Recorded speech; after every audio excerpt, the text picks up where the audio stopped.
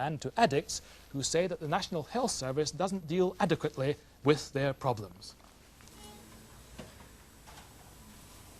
To build kitchen fittings to the customer specification takes dexterity and application. Kevin McVeigh's boss is pleased with him. Yet for 22 of his 37 years, he's been a user of hard drugs. By his teens, it was already serious. And we're talking about maybe £100–150 a day habit. That's then. And to get this, you had to fall foul with the police. You had to commit crimes, break into chemists, obtain drugs by the doctors, pinch doctors' bags, etc. I was caught quite a few times, put on probation and suspended sentence, and the last time was in 1980, where I was given a 3-year sentence for breaking into a chemist. Heroin addiction didn't prevent Kevin from marrying young. His wife Jenny has never used drugs. Now she and Kevin live with their family in Southend. And in recent years, life has become easier. I'm lucky to be on with a doctor, Dr. Daly, who's taken a lot of interest in my particular problem. She's treated me as an individual, and she's helped me tremendously. Over the last few years, more than 70 long-term addicts like Kevin have been driven by the difficulty of obtaining prescribed drugs to the West End premises of a private consultant in psychiatry. Dr. Anne Daly has flouted medical conventions by prescribing heroin substitutes without putting pressure on her patients to abandon their addiction immediately. Under the present system in this country, which for many years now has rejected anything other than very short, quick detoxification treatment and has completely ignored the needs of the long-term addict, they all suffer from a good deal of chronic anxiety about this very question. Some of them hide it or deny it and just can't face it at all. Others live with it every day, and of course a situation such as I've had in the last few months has greatly increased that. But apart from that, they are as normal as any other group of people. What happened to Dr. Daly was that she was brought before the General Medical Council on charges of prescribing improperly. She was acquitted, except apparently on one technicality. The result of her appeal to the Privy Council is expected next month.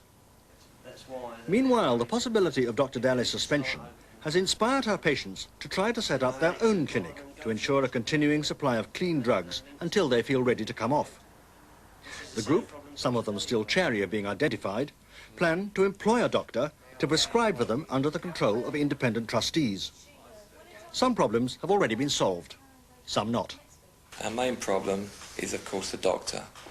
We've advertised in 2 main magazines, as we all know, but we've had very bad response. We're not sure whether or not we're advertising in the right places. As a non-drug user herself, Jenny McVeigh understands the suspicions of the general public about the possible abuse of a private drug clinic. Obviously there are some that are going to abuse this, but the serious people that realise that the problem they have is serious and they need a certain amount, milligram, whatever it is, per day to keep them on an even keel.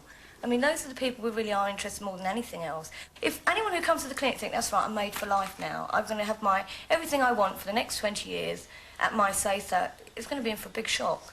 I mean, this is done properly. It's going to be done properly.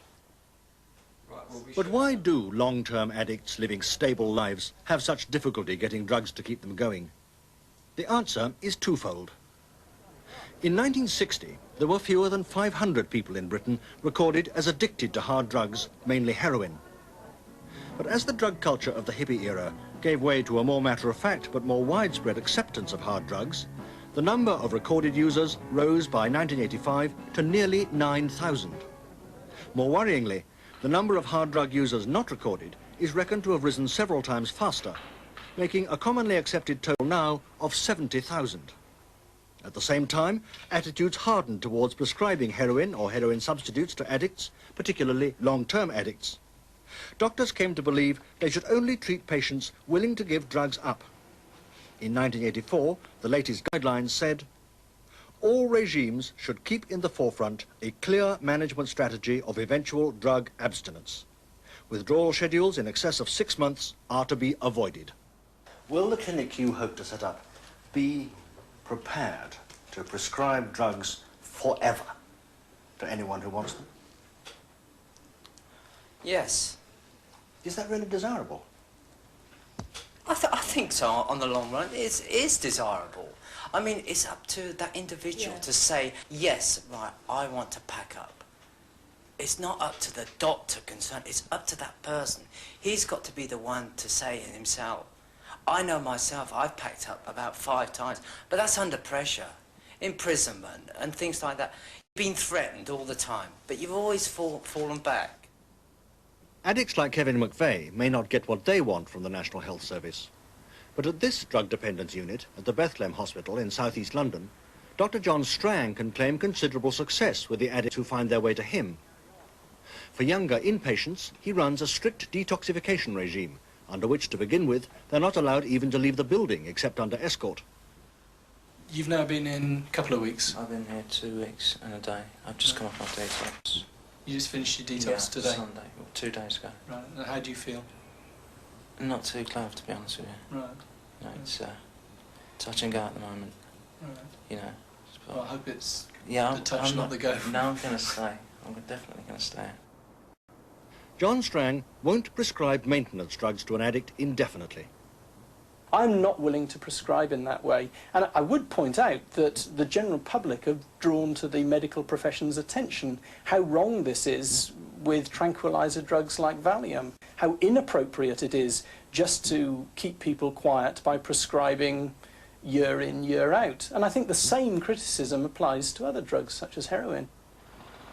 On Merseyside, as in the southeast, long-term drug users have also formed themselves into a group. But they have no plans to set up a clinic of their own. There's no need. Peter, their chairman, like most long-term addicts, says he'll come off drugs eventually.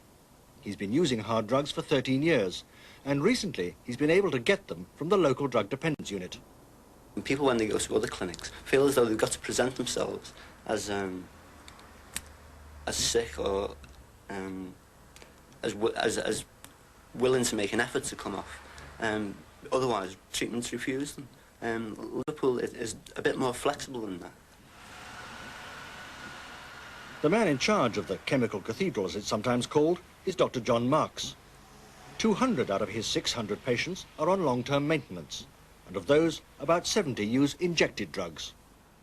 It is not treatment. If anything, it's the opposite of treatment. It continues the addiction. But the drug user in this category that we're talking about is going to continue the addiction anyway. The choice isn't between, for this group of patients, getting off drugs or me giving them drugs from the clinic. It's me giving them drugs from the clinic or getting them from the mafia. They're going to use regardless. I think my job is to get behind somebody and give them an appropriate shove in the right direction. And perhaps the art is in shoving sufficiently that you get movement forward without making someone trip up. But faced with the choice, would you go on prescribing apparently indefinitely, or would you tell someone there's nothing more I can do for you?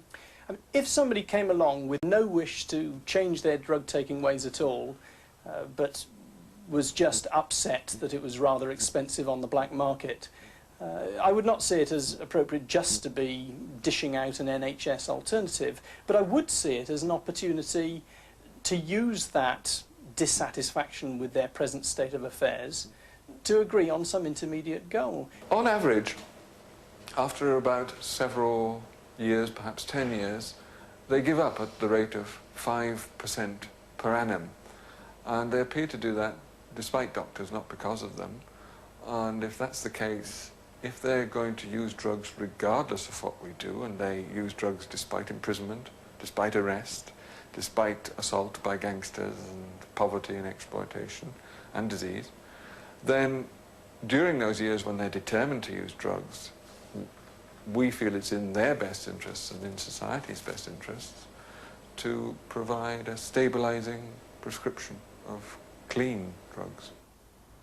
In Liverpool, John Marks believes that his fairly liberal regime helps to keep crime down and make sure that addiction doesn't disappear underground. But the deep divide between doctors who are prepared to prescribe drugs for long-term maintenance and those who want to detoxify addicts at all costs is illustrated by the Mersey. Across the estuary, the Wirral is conventionally thought of as a rural retreat for middle-class commuters.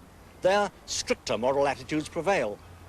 But they haven't prevented an increase in drug use and an increase in drug-related crime. Well, there was no heroin use really worth talking about in 1980. But between 1980 and 1987, we've got to the stage where we've got about 5,000 young heroin users on the Wirral. Howard Parker has been studying drug misuse on Merseyside for the Home Office and local authorities for a number of years. The Wirral's population of 340,000 includes a high percentage of unemployed and socially deprived people. And Mr. Parker believes that his figures prove the connection between drug use, crime and deprivation. We've got two sorts of evidence. First of all, we've done a lot of interviews with heroin users and asked them to report how they finance their crime. And most of them admit to having to use burglary, shoplifting, and actually small-time dealing in heroin itself to finance their habit. And we've backed that up with a fairly detailed study of criminal records, court appearances, and we've come to the conclusion right across the board that the very unusually high rate of acquisitive crime in the Wirral is directly related to its very large heroin-using population. And because those people are unemployed, they're having to use crime to finance their habit. One of the few GPs on the Wirral who'll treat addicts at all is Ben Davis. My practice area includes a number of areas where there are a pretty high concentration of heroin abusers. For instance, parts of the Noctorum estate, parts of the Woodchurch estate, parts of Upton even. And I don't know, I think that something like 7% of the men in my practice between the ages of 16 and 25 have a heroin problem of some degree. Just recently it's been a bit of a problem for me. I had to stop doing any form of treatment on at the surgery of drug addiction for a few weeks. I began to be known as one of the few doctors who would entertain addicts, and a number of the more violent and criminal elements started to come to the surgery, making demands upon my staff and myself which we simply couldn't cope with. So we just stopped it for everyone for a while, and it seems to have quietened down. What do you say to drug addicts who come to you, perhaps initially for help, but in the end say, "Doctor, I don't think I can come off these drugs, just give me what I need"? Well, unfortunately, I'm personally unable to do anything about that. I can't find a way of doing anything other than prescribing simply and solely with the object of having people stop using heroin. So Dr. Davis can't approve of John Marks's approach in Liverpool. In the long term, it'll prove to be not necessarily as helpful as it seems at first sight that it's going to be. The trouble is there's a camaraderie among these people. And it may be that by adding more drugs, more methadone, more injectable heroin to the scene as a whole, is actually prolonging the problem for certain people, because these things do get shared. Prescribed drugs renders black market use and crime unnecessary. It renders it unnecessary for them to push to other people in order to finance their use, and it stabilises their health. It renders it unnecessary. It doesn't necessarily stop it all, but it takes the pressure off a drug user having to commit crime or to push to others. Are you moving around from one place, you know, around your vein? You're not using the same place all the time? Yeah, I'm just coming up here now on this one because this is the best one I had. That one. It isn't only drugs that pass from addict to addict. For years, shared needles have been spreading hepatitis. Now they're spreading AIDS. 21, 22, 23. These are dirty needles being exchanged for clean ones at the Liverpool clinic. The needle exchange scheme is a government initiative to limit the spread of AIDS, first put into practice here and now being followed at a number of other centres. It also seems to be having the desirable side effect of making contact with at least some of the 80% of drug users who normally never go near a doctor.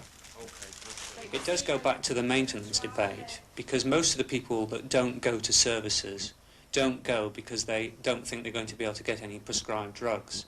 What we find is, and we found it in Liverpool, is that if you start giving out prescribed drugs and clean needles, a large number of people surface who previously weren't known to agencies. So that if we do want to attract the hidden sector of heroin use, then clean equipment, health education, AIDS testing, and most of all prescribed drugs, user-friendly services generally, are the things that will bring them to the surface. But to bring that hidden sector to the surface, you have to make a lot of compromises as far as a lot of people are concerned. For instance, you actually have to have services which are client-led, and the average psychiatrist finds it very difficult to believe that the patient knows better than he does. You feeling at all uncomfortable? John Strang wants addiction services to be improved. He's not opposed to needle exchanges, but he's not willing to allow his patients to dictate to him. Having some advertising campaign or a equipment exchange scheme is one way of contacting them. How do you then bring about a change in their behaviour? If they just carry on sharing and injecting in exactly the same way as they were, but using equipment from a different source, it's of little benefit. Incidentally, Lord Longford... Of course, if the London group of long-term addicts get their way, their clinic will not be just client-led, it'll be client-owned. But will that lead to freedom from the tyranny of addiction? At the moment, I want to stay on drugs at the moment, but I can see a time where I am going to say I am going to pack up. Do you know what will bring the moment when you decide to come off? No, I don't know. All I know is my own peace of mind, and it's got to be me.